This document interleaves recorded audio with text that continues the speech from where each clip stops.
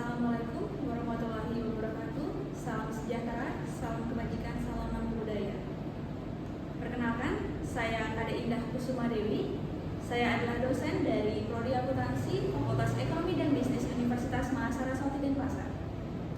Kali ini saya akan menjelaskan mengenai salah satu mata kuliah yang saya ampu, yaitu pengauditan internal, yang merupakan mata kuliah penciri prodi dan ditempuh di semester 6 dengan bobot 3 SKS. Secara singkat, mata kuliah ini akan memberikan gambaran kepada mahasiswa yang ingin menjadi seorang praktisi, khususnya sebagai seorang auditor internal. Dalam mata kuliah ini akan dijelaskan mengenai perbedaan audit internal ataupun juga audit eksternal, lalu juga sistem pengendalian internal dalam perusahaan, risiko kecurangan manajemen, perencanaan audit internal, strategi melakukan pekerjaan lapangan, teknik-teknik audit serta temuan-temuan audit, proses pembuatan laporan audit, dan penelaahan laporan audit, sehingga mahasiswa secara keseluruhan mampu memahami efektivitas pengendalian internal dalam suatu perusahaan. Untuk mendukung hal ini tentu disusun juga beberapa CPL atau capaian pembelajaran lulusan, diantaranya yang pertama, meningkatkan mutu kehidupan berbangsa dan bernegara berdasarkan Pancasila melalui kiprah profesional dan taat akan hukum negara serta menunjukkan sikap bertanggung jawab dan juga mandiri. Yang kedua, menguasai konsep terkait laporan keuangan, perhitungan dan pengendalian kinerja, manajemen keuangan, investasi, pengambilan keputusan, teknologi informasi, perpajakan, ilmu ekonomi dan tata kelola perusahaan serta proses dan pelaporan audit. Berikutnya adalah menerapkan pemikiran logis, kritis, mandiri dan terukur serta inovatif dalam pengembangan iptek sesuai dengan bidangnya dan mampu mengkombinasikan kompetensi teknikal dan keahlian profesional. Yang terakhir adalah mampu menyusun kertas kerja audit di bawah supervisi dan mampu mengevaluasi bukti audit atas laporan keuangan. Hal ini juga didukung dengan turunannya berupa CPMK dan juga sub CPMK. Dalam mata kuliah ini terdapat beberapa sub CPMK, yaitu yang pertama tentang ruang lingkup akuntansi dan juga auditing, lalu juga kontrol bagi audit internal, manfaat dan komponen risiko audit, risiko kecurangan manajemen, perencanaan audit, indikator dan kendala manajemen efektif dalam pelaporan, proses dan tujuan pekerjaan lapangan, teknik-teknik auditing, temuan audit, perbedaan kertas kerja audit internal dan juga audit eksternal, maksud dan tujuan pelaporan dan meningkatkan ketepatan waktu laporan audit internal, penelaahan laporan audit, perencanaan, pengorganisasian dan pengontrolan, gejala dan kontrol kecurangan manajemen, dan yang terakhir standar praktik profesi audit internal dan kode etiknya. Berdasarkan sub CPMK yang sudah saya jelaskan sebelumnya, maka pemberian materi disampaikan oleh mahasiswa berupa presentasi yang untuk selanjutnya dilanjutkan dengan review materi yang saya sampaikan. Ini merupakan bentuk nyata dari pendekatan delivery yang saya sudah jelaskan sebelumnya.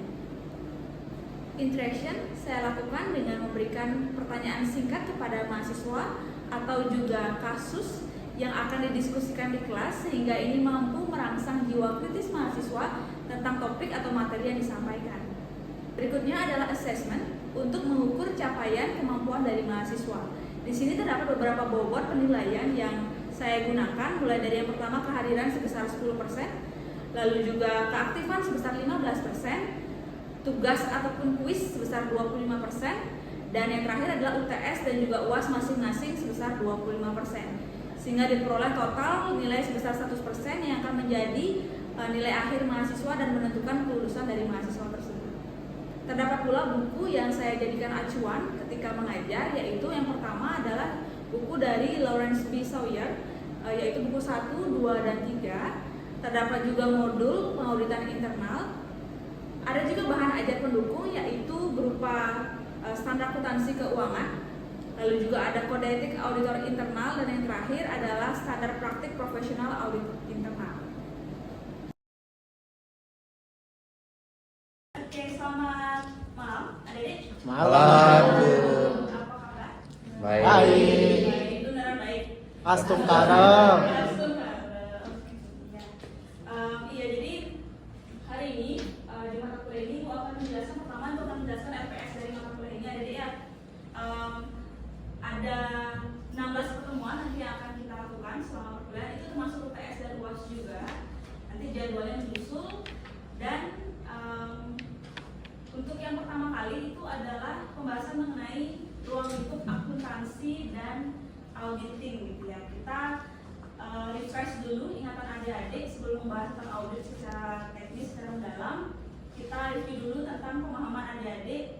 Adik-adik kan pasti udah belajar akuntansi dari awal perkuliahan ya? Sudah. Ya dong. Nah, kalau ibu nanya akuntansi itu apa sih? Satu kata yang menggambarkan akuntansi. Kira-kira apa? Yuk. Yang bisa jawab boleh. Enggak boleh. Boleh pulang. Boleh ditulis, ibu tulis keaktifan di sini. Oke. Ya, silakan ada yang mau coba jawab. Akuntansi itu apa sih di mata adik?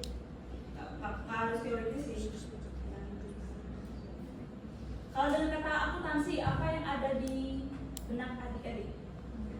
Ya, Kadek.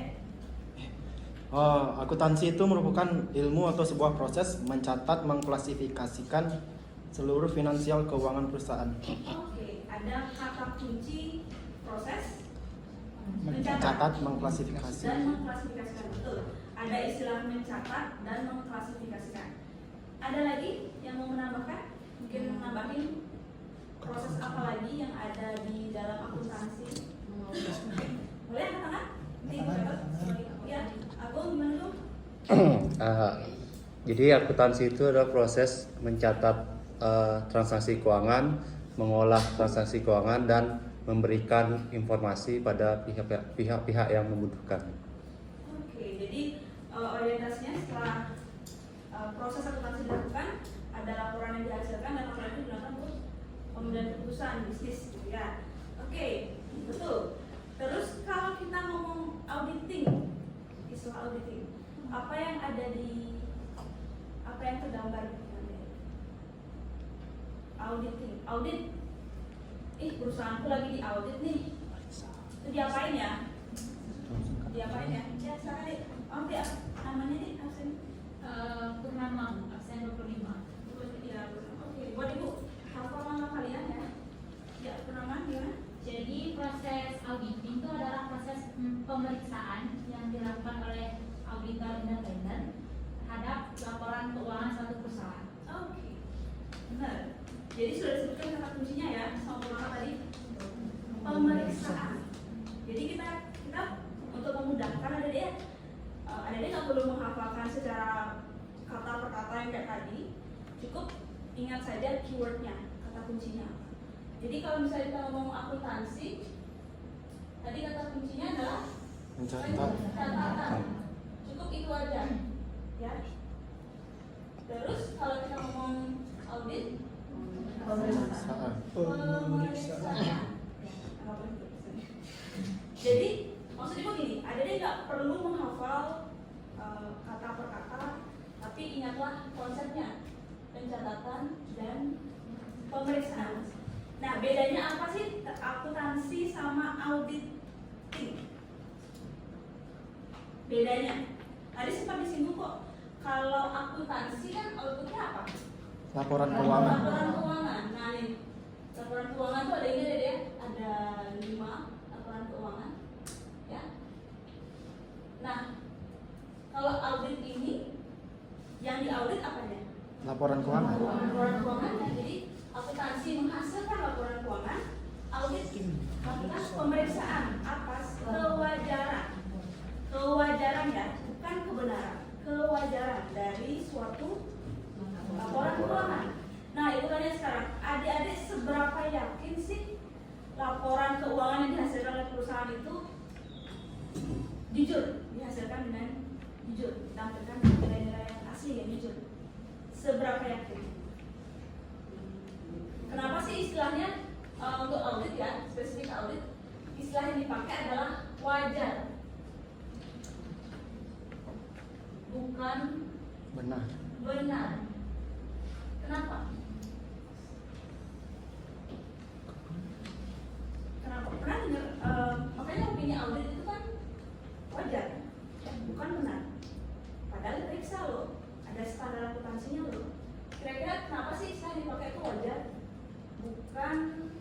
Benar atau salah? Kira-kira apa? Nah, balik lagi, kenapa dalam laporan keuangan, spesifik kita ngomong soal laporan keuangan, yang dikatakan adalah wajar, bukan benar atau salah. Kenapa? Ibu kasih clue. Tadi kan ada aturannya kan SAK tuh, standar akuntansi keuangan ya. Standar akuntansi keuangan ada standarnya. Berarti kalau dibedah di dalam standar akuntansi keuangan ada apa sih di dalamnya sampai akhirnya kita ngomongnya wajar, bukan benar salah. Wajar tidak wajar, bukan benar salah. Oke, ibu kasih tahu ya.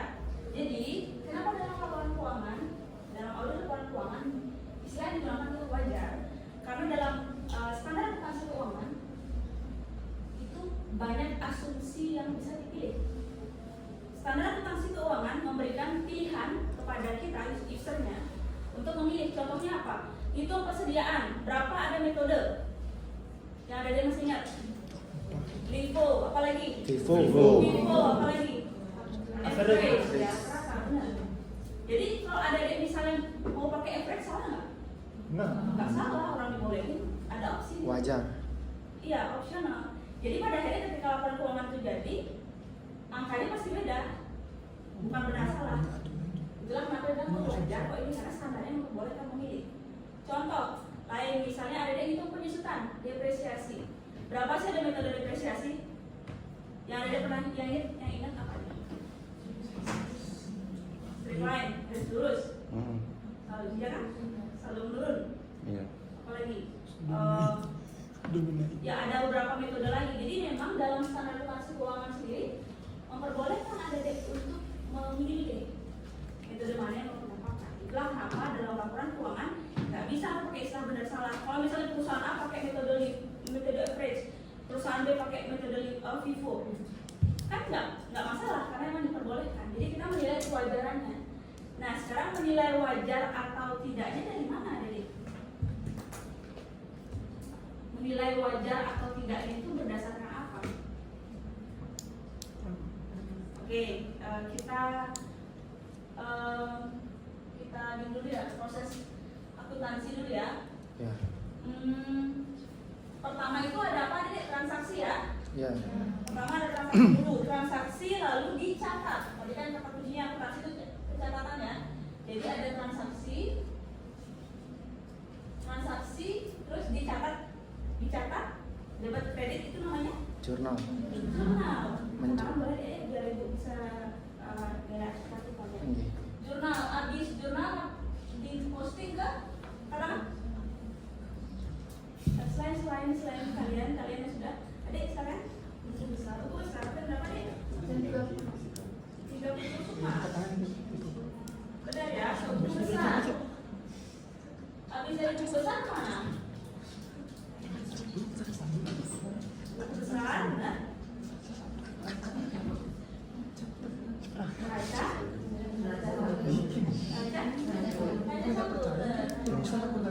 Tapi kemungkinan ada adjustment nggak atau penyesuaian nggak? Mungkin ya, makanya ada jurnal penyesuaian ya, kita kenal ada jurnal penyesuaian. Nah setelah ada jurnal penyesuaian, adjustment ya, adjustment. Semoga kelihatan ya walaupun tulisan ibu kayak dokter. Dokter.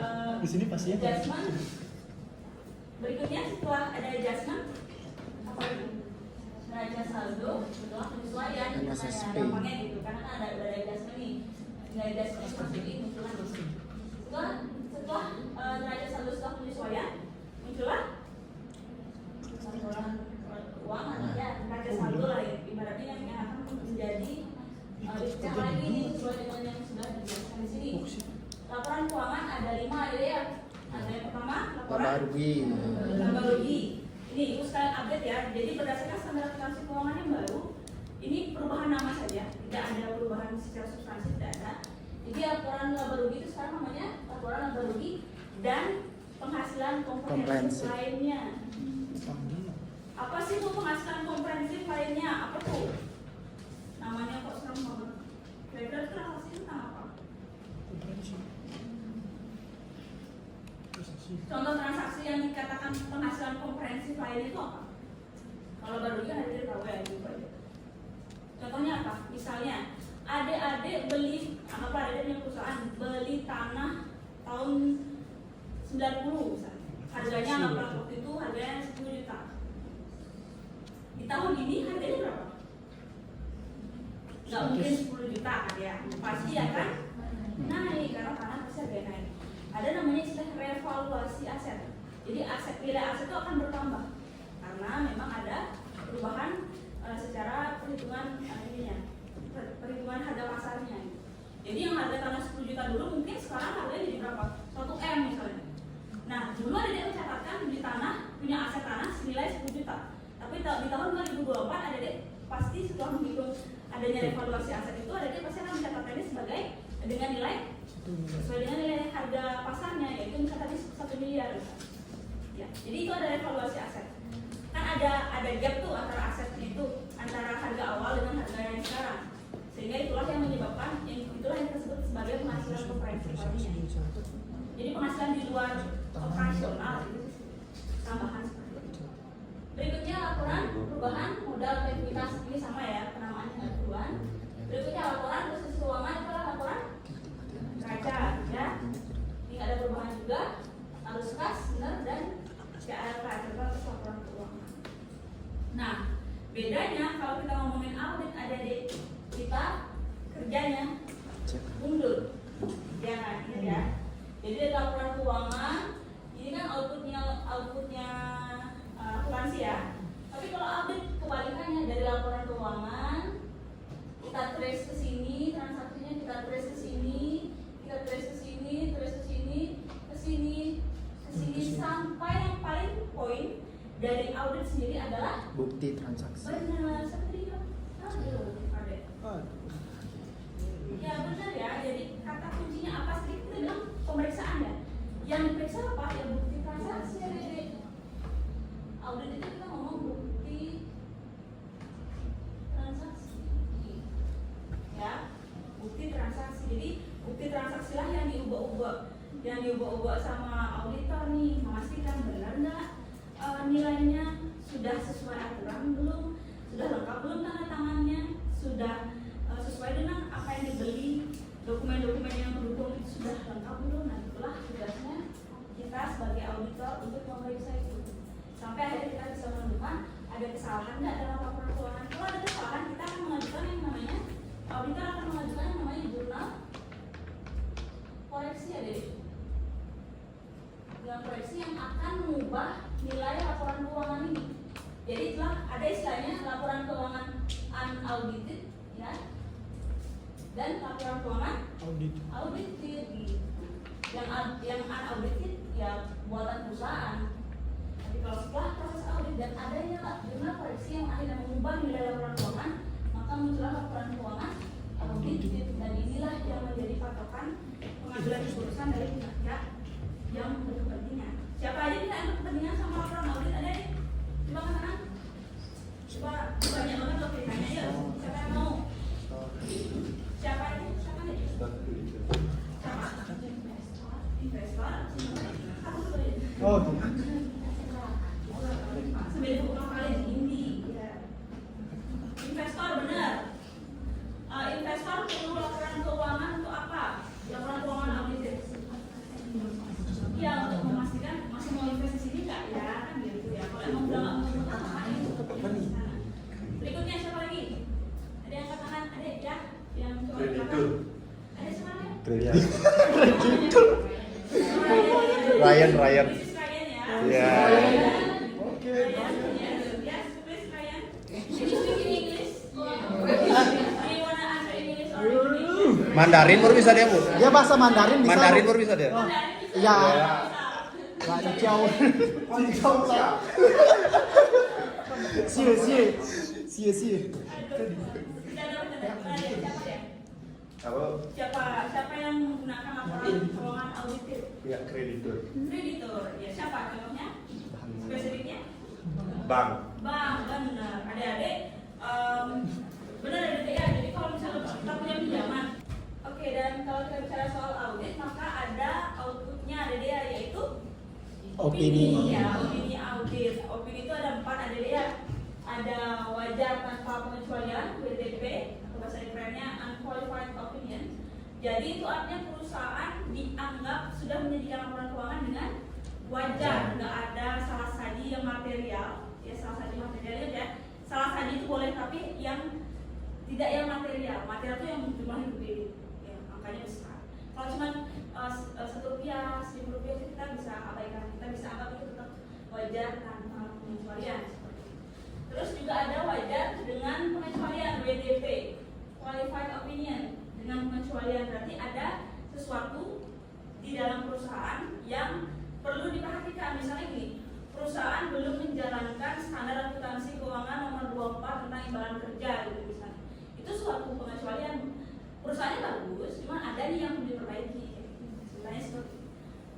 Terus tidak wajar, jangan sampai amit-amit dapat opini tidak wajar atau adverse opinion. Jadi udah ancuran berarti memang benar-benar ada kecurangan, ada fraud dan sebagainya. Jadi laporan keuangannya tidak wajar. Yang terakhir, tidak memberikan opini, disclaimer. Ini biasanya terjadi kalau pengalaman Ibu sebagai auditor. Ini terjadi ketika misalnya auditor dapat dihalangi ketika proses auditnya. Misalnya kita meminta bukti transaksi, Bu, tolong bukti transaksi atas transaksi A. Nggak bisa, karena mungkin mereka takut atau mungkin ada hal yang mereka sembunyikan. Ya itu kita bisa dengan berani menolak memberikan opini. Kita nggak mau ngasih opini karena kita nggak mau ngambil risiko, adik-adik. Jangan sampai kita ngasih opini wajar tanpa pengecualian, tapi ada case yang misalnya kayak Garuda gitu, banyak case yang baru ketemu setelah bertahun-tahun berikutnya gitu kan. Jadi beban kerja jadi auditor itu nggak cuma pas tahun audit aja, adik-adik. Kedepannya juga masih ada mimpi buruk lah kalau ada apa-apa gitu. Jadi tanggung jawabnya 5 tahun sih, 5 tahun. Setelah 5 tahun lega kita. Jadi opini audit itu ada 4 dan itu diambil berdasarkan proses audit yang dijalankan selama auditor dan auditinya berinteraksi dalam hal penyajian laporan keuangan. Tapi auditor nggak sesaklek itu juga, ya. Kita juga bertugas untuk memberikan advice, memberikan masukan. Oke, seperti ini kedepannya tolong seperti ini. Jadi memang jasa konsultasi juga bisa diberikan oleh seorang auditor, oleh seorang akuntan publik, ya. Akuntan publik namanya. Kalau auditor itu di bawah. Akuntan publik itu yang orang-orang yang sudah punya gelar CPA. Siapa tahu ada mau dari gelar sertifikasi, ada yang tertarik mungkin banyak gelar sertifikasi. Kayak Ibu misalnya Ibu konsultan keuangan dari Ibu CA, Ibu ikut ujiannya, Ibu dari CA, bisa buka kantor adik-adik. Ada yang mau ikut ini tes DKP, bersertifikat konsultan pajak. Nanti adik-adik kalau lulus bisa jadi konsultan pajak, bisa buka kantor. Gitu. Terus ada yang misalnya mau ikut tes CPA itu untuk jadi akuntan publik, adik-adik. Jadi nanti di laporan audit adik-adik kalau perhatikan ada slide-nya, ada tanda tangannya. Nah itu mahal banget harganya, adik-adik. Karena harus lulus tes CPA dulu baru boleh tanda tangan di laporan audit. Itu kedepannya akan menjadi tantangan adik-adik, ya. Jadi harapan Ibu, mumpung masih muda, ya, kalau ada kesempatan dicoba aja. Sekarang banyak sertifikasi, adik-adik. Jangan sampai nyesel. Jangan puas cuma sampai lulus S1, tapi gimana caranya upgrade diri untuk menambah nilai jual adik-adik. Di dunia kerja itu keras, adik-adik. Ya, kalau kita cuma bertahan dengan kemampuan yang sekarang tanpa mencoba mengimprove diri, ya kita akan tertinggal seperti itu. Jadi harapan Ibu adik-adik tetap bersemangat, mumpung masih muda, sudah punya kesempatan. Dan kesempatan itu banyak hal dalam banyak konteks, ya. Kesempatan secara materi ataupun kesempatan secara waktu, silakan adik-adik kejar. Ya nanti lulus itu kalau nggak salah di rumah memang nanti ada sertifikasi yang buat juga, jadi adik lulus nggak ada gelar sertifikasi juga. Terus dipakai untuk dia kerja. Ya, jadi silakan diikuti prosesnya. Pokoknya selesaikan apa yang adik sudah mulai. Ya, semangat kuliahnya. Kita 1 semester ke depan akan belajar tentang audit. Nanti bukan praktisinya, jadi silakan bertanya teknis tentang audit itu gimana sih Bu, di lapangan tuh gimana sih Bu, gimana sih Bu cara menghadapi klien. Nah itu tricky banget sih, jadi kita sharing selama perkuliahan 1 semester ke depan. Ya, sekali lagi terima kasih Dedek untuk pertemuan hari ini. Masih masih awal-awal, jadi aku masih mau mereview dulu ingatan adik tentang pemahaman auditnya. Mulai minggu depan kita lanjutkan lagi dengan pembahasan soal-soal dan juga presentasi dari kelompok yang bertugas. Terima kasih adik, selamat malam. Malam. Baik, demikian PDD UKT PT bidang pengajaran dari saya. Terima kasih atas perhatiannya dan saya tutup dengan Om Santi Santi Santi Om. Wassalamualaikum warahmatullahi wabarakatuh. Salam sejahtera, salam kebajikan, salam